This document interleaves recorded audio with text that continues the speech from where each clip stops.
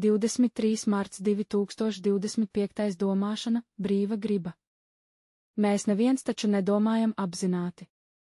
Viss, ko mēs varam, ir dot kādus ļoti vispārīgus norādījumus, par ko varētu domāties, ko varētu piesaistīt no atmiņas, kam pievērsties reālajā datu plūsmā, kodā. Mēs nevis detalizēti apzināti paši domājam, bet ļaujamies domāšanas procesam vienkārši notikt.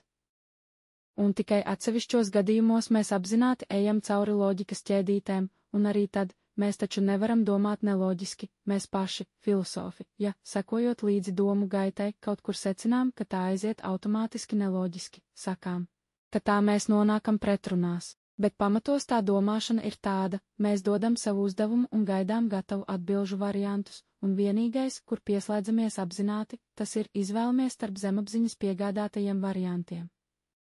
Tātad atkal viss notiek automātiski autopilotā. Un tomēr visur arī domāšanā mums jebkuru brīdi ir iespēja pārņemt kontroli.